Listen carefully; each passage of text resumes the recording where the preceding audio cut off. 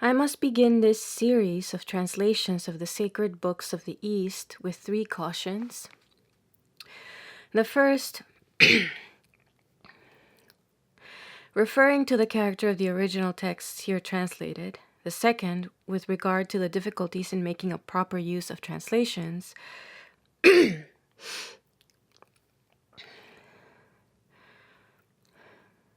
The third, showing what is possible and what is impossible in rendering ancient thought into modern speech. Readers who have been led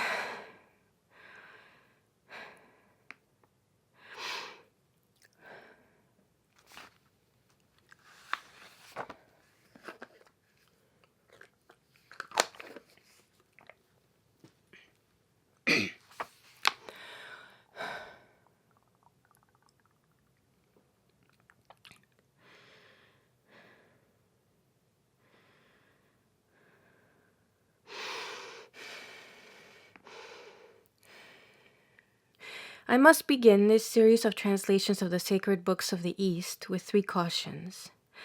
The first, referring to the character of the original text here translated. The second, with regard to the difficulties in making a proper use of translations. The third, showing what is possible and what is impossible in rendering ancient thought into modern speech. Readers who have been led to believe that the Vedas of the ancient Brahmins, the Avesta of the Zoroastrians, the Tripitaka of the Buddhists, the Kings of Confucius, or the Quran of Muhammad are books full of primeval wisdom and religious enthusiasm, or at least of sound and simple moral teaching, will be disappointed on consulting these volumes. Looking at many of the books that have lately been published on the religions of the ancient world, I do not wonder that such a belief should have been raised. But I have long felt that it was high time to dispel such illusions and to place the study of the ancient religions of the world on a more real and sound, on a more truly historical basis. It is but natural that those who write on ancient religions and who have studied them from translations only, not from original documents, should have had eyes for their bright rather than their dark sides. The former absorb all the attention of the student. The latter, as they teach nothing, seem hardly to deserve any notice. Scholars also who have devoted their life either to the editing of the original texts or to the careful interpretation of some of the sacred books are more inclined, after they have disinterred from a heap of rubbish some solitary fragments of pure gold, to exhibit these treasures only than to display all the refuse from which they had to extract them. I do not blame them for this. Perhaps I should feel that I was open to the same blame myself, for it is but natural that scholars in their joy at finding 1 or 2 fragrant fruits or flowers should gladly forget the brambles and thorns that had to be thrown aside in the course of their search. But whether I am myself one of the guilty or not, I cannot help calling attention to the real mischief that has been done and is still being done by the enthusiasm of those pioneers who have opened the first avenues through the bewildering forest of the sacred literature of the East. They have raised expectations that cannot be fulfilled, fears also that, as will be easily seen, are unfounded. Anyhow, they have removed the study of religion from that wholesome and matter-of-fact atmosphere in which alone it can produce valuable and personal results. The time has come when the study of the ancient religions of mankind must be approached in a different, in a less enthusiastic and more discriminating, in fact, in a more scholar-like spirit. Not that I object to dilettanti, if they only are what by their name they profess to be, devoted lovers and not mere amateurs. The religions of antiquity must always be approached in a loving spirit. And a dry and cold-blooded scholar is likely to do here as much mischief as the enthusiastic sciolist. But true love does not ignore all faults and failings. On the contrary, it scans them keenly, though only in order to be able to understand, to explain, and thus to excuse them. To watch in the sacred books of the East the dawn of the religious consciousness of man must always remain one of the most inspiring and hallowing sights in the whole history of the world. And he whose heart cannot quiver with the first quivering race of human thought and human faith, as revealed in those ancient documents, is in his own way as unfit for these studies as, from another side, the man who shrinks from copying and collating ancient manuscripts or toiling through volumes of tedious commentary. What we want here, as everywhere else, is the truth, and the whole truth, and if the whole truth must be told, it is that, however radiant the dawn of religious thought, it is not without its dark clouds, its chilling colds, its noxious vapors. Whoever does not know these, or would hide them from his own sight and from the sight of others, does not know and can never understand the real toil and travail of the human heart in its first religious aspirations, and not knowing its toil and travail, can never know the intensity of its triumphs and its joys. In order to have a solid foundation for a comparative study of the religions of the East, we must have before all things complete and thoroughly faithful translations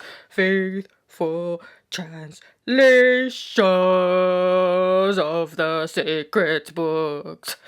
Extracts will no longer suffice. We do not know Germany, if we know the Rhine, nor Rome, when we have admired St. Peter's. No one who collects and publishes such extracts can resist. No one, at all events, so far as I know, has ever resisted the temptation of giving what is beautiful, or it may be what is strange and startling, and leaving out what is commonplace, tedious, or it may be repulsive, or lastly, what is difficult to construe and to understand. We must face the problem. We must face the problem in its completeness, and I confess it has been for many years a problem. To me, and to a great extent, is so still how the sacred books of the East should, by the side of so much that is fresh, natural, simple, beautiful, and true, contain so much that is not only unmeaning, artificial, and silly, but even hideous and repellent. This is a fact, and must be accounted for in some way or other. To some minds, this problem may seem to be no problem at all to those, and I do not speak of Christians only, who look upon the sacred books of all religions, except their own, as necessarily the outcome of human or superhuman ignorance and depravity. The mixed nature of their contents may seem to be exactly what it ought to be, what they expected it would be, but there are other and more reverent minds who can feel a divine afflatus in the sacred books, not only of their own, but of other religions also, and to them the mixed character of some of the ancient sacred canons must always be extremely perplexing. I can account for it to a certain extent, though not entirely to my own satisfaction. Most of the ancient sacred books have been handed down by oral tradition for many generations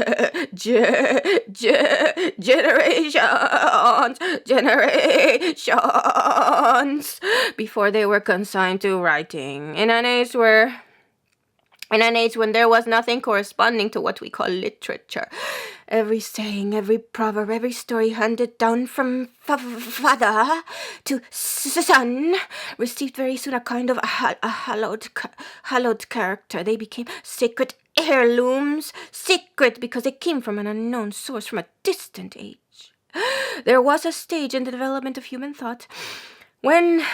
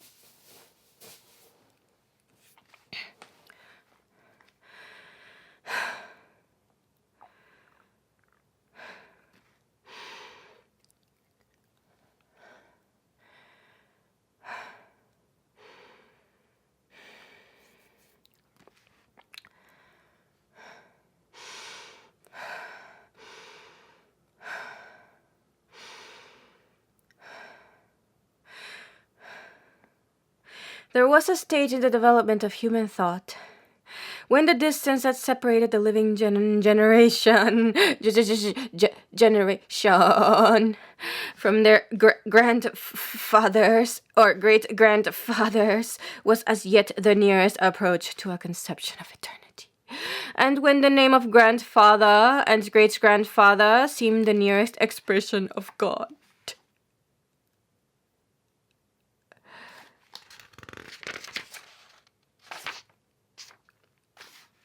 Hence, what had been said by these half-human, half-divine ancestors, if it was preserved at all, was soon looked upon as a more than human utterance. It was received with reverence. It was never questioned and criticized. Some of these ancient sayings were preserved because they were so true and so striking that they could not be forgotten. They contained eternal truths. Expressed for the first time in human language. Of such oracles of truth, it was said in India that they had been heard, Shruta, and from it arose the word Shruti, the recognized term for divine revelation in Sanskrit. But besides those utterances which had a vitality of their own, strong enough to defy the power of time, there were others which might have struck the minds of the listeners with great force under the peculiar circumstances that evoked them, but which, when these circumstances were forgotten, became trivial and almost unintelligible.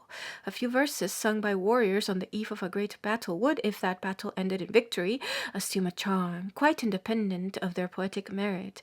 They would be repeated in memory of the heroes who conquered and of the gods who granted victory. But when the heroes and the gods and the victory were all forgotten, the song of victory and thanksgiving would often survive as a relic of the past, though almost unintelligible to later generations.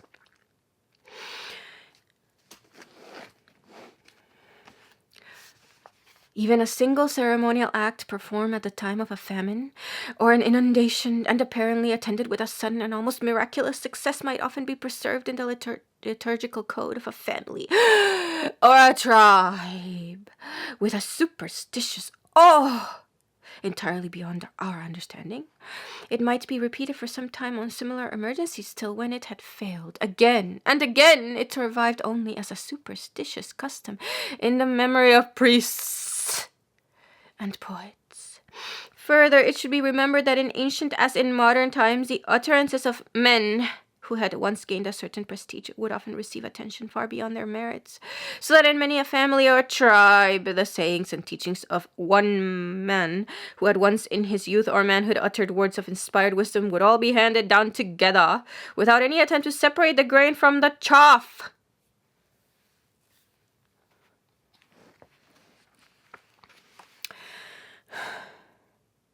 Nor must we forget that though oral tradition, when once brought under proper discipline, is a most faithful guardian, it is not without its dangers in its incipient stages. Many a word may have been misunderstood, many a sentence confused, and as it was told by father to son before it became fixed in the tradition of a village community, and then resisted by its very sacredness all attempts at emendation. Lastly, we must remember that those who handed down the ancestral treasures of ancient wisdom would often feel inclined to add what seemed useful to themselves and what they knew could be preserved in one way or only, namely, if it was allowed to form part of the tradition that had to be handed down as a sacred trust from generation to generation.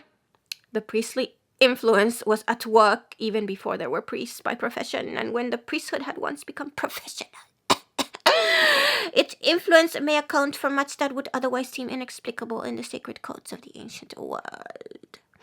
These are some of the considerations which may help to explain how, mixed up with real treasures of thought, we meet in the sacred books with so many passages and whole chapters which either never had any life or meaning at all, or if they have in the form in which they have come down to us, completely lost it.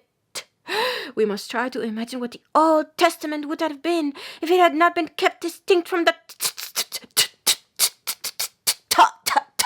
Talmud, or the New Testament if it had been mixed up not only with the spurious Gospels, But with the records of the wranglings of the early councils, if we wish to understand, to some extent at least, the wild confusion of sublime truth with vulgar stupidity that meets us in the pages of the Veda, the Avesta, and the Tripitaka, the idea of keeping the original and genuine traditions separate from apocryphal accretions was an idea of later growth that could spring up only after the earlier tendency of preserving whatever could be preserved of sacred and have sacred lore had done its work and wrought its own destruction.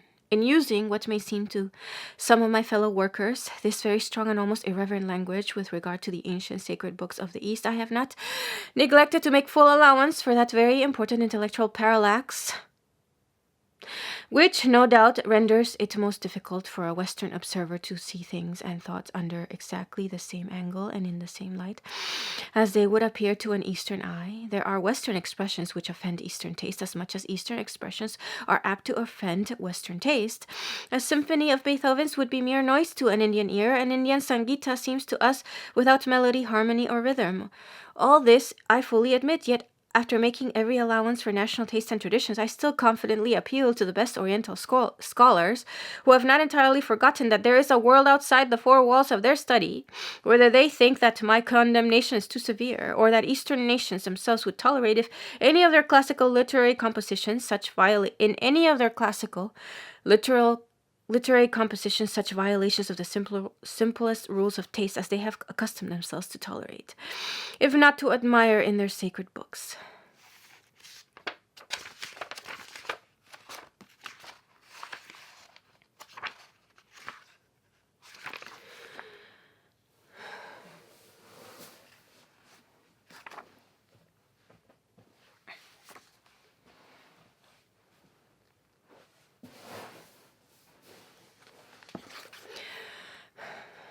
But then it might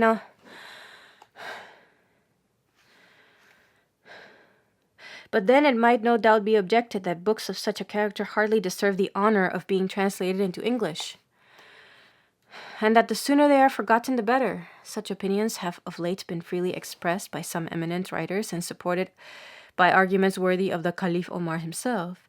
In these days of anthropological research, when no custom is too disgusting to be recorded, nor rules of intermarriage too complicated to be disentangled, it may seem strange that the few genuine relics of ancient religion, which as by a miracle have been preserved to us, should thus have been judged from a purely aesthetic and not from an historical point of view.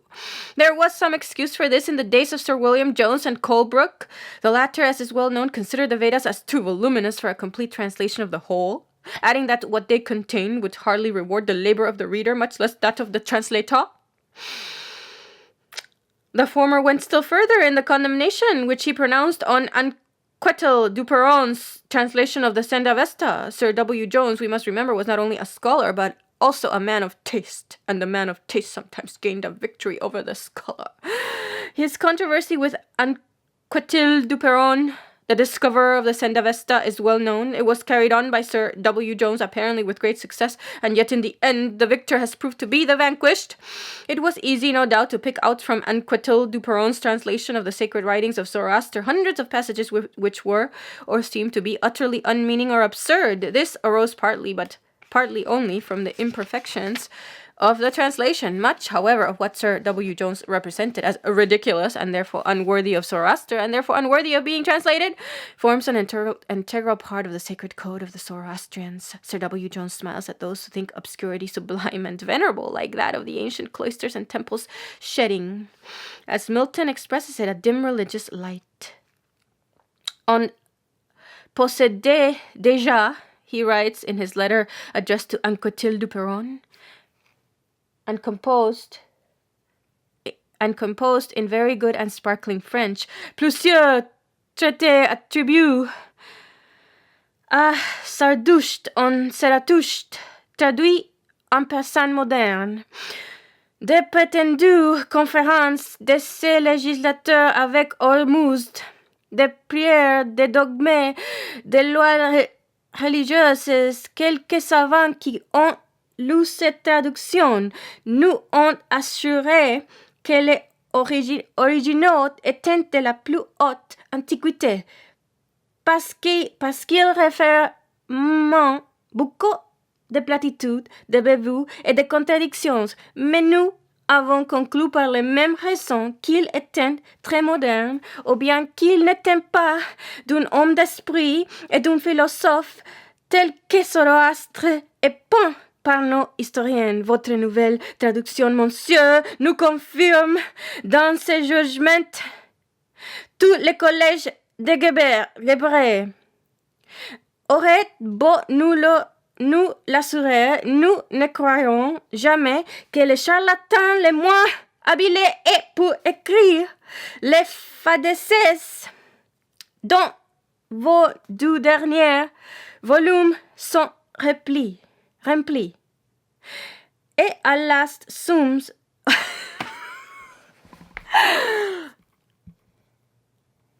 he at last sums up He at last sums up his argument in the following words. Où Zoroastre n'avait pas le sens commun, où il n'écrivit pas les livres que vous lui attribuez. S'il n'avait pas le sens commun, il fallait le laisser dans la foule et dans l'obscurité. S'il n'écrivit pas ce livre, il était impudent de la publier sous son nom. Ainsi, on vous avait insulté le goût du public et lui présentant des sottises, ou vous l'avez trompé et lui donnant des faussetés. Et de chaque côté, vous méritez son mépris. Mépris. This alternative holds good no longer. The sacred code of Zoroaster or of any other of the founders of religions may appear to us to be full of absurdities, or may in fact really be so, and it may yet be the duty of the scholar to publish, to translate, and carefully to examine those codes as memorials.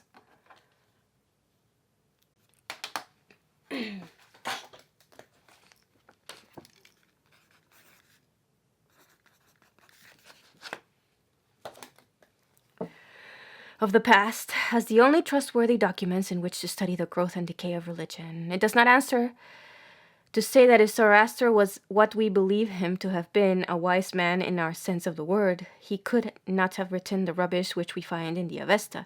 If we are once satisfied that the text of the Avesta or the Veda or the Tripitaka is old and genuine, and that this text formed the foundation on which during many centuries the religious belief of millions of human beings was based, it becomes our duty.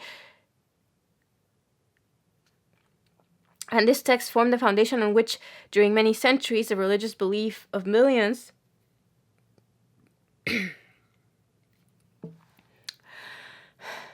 of human beings was based. It becomes our duty, both as historians and philosophers, to study these books, to try to understand how they could have arisen and how they could have exercised for ages an influence over human beings who, in all other respects, were not inferior to ourselves, nay, whom we are accustomed to look up to on many points as patterns of wisdom, of virtue, and of taste. The facts, such as they are, must be faced if the study of the ancient religions of the world is ever to assume a really historical character. And having myself grudged no praise to what, to my mind, is really beautiful or sublime, in the early revelations of religious truth, I feel the less hesitation in fulfilling the duty of the true scholar and placing before historians and philosophers accurate, complete, and unembellished versions of some of the sacred books of the East. Such versions alone will enable them to form a true and just estimate of the real development of early religious thought, so far as we can still gain a sight of it in literary records to which the highest human or even divine authority has been ascribed by the followers of the great religions of antiquity. It often requires an effort to spoil a beautiful sentence by a few words which might so easily be suppressed, but which are there in the original and must be taken into account quite as much as the pointed ears in the beautiful faun of the capital. We want to know the ancient religions such as they really were, not such as we wish they should have been. We want to know not their wisdom only, but their folly also. And while we must learn to look up to their highest points where they seem to rise nearer to heaven than anything we were acquainted with before, we must not shrink from looking down into their stony tracks, their dark abysses, their muddy moraines, in order to comprehend both the height and the depth of the human mind in its searchings after the infinite. I can answer for myself and for those who have worked with me that our translations are truthful, that we have suppressed nothing, that we have varnished nothing, however hard it seemed, sometimes even to write it down. There is only one exception. There are in ancient books, and particularly in religious books, frequent allusions to the sexual aspects of nature, which, though perfectly harmless and innocent in themselves, cannot be rendered in modern language without the appearance of coarseness.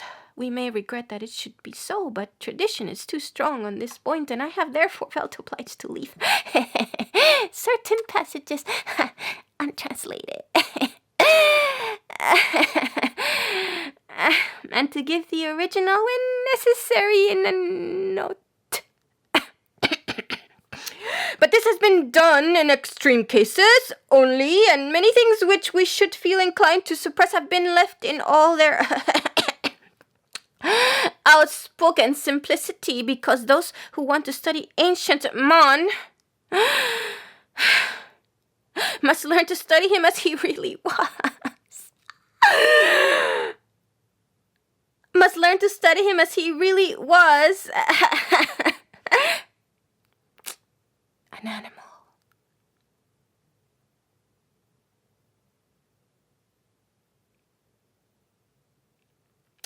With all the strength and weaknesses of an animal.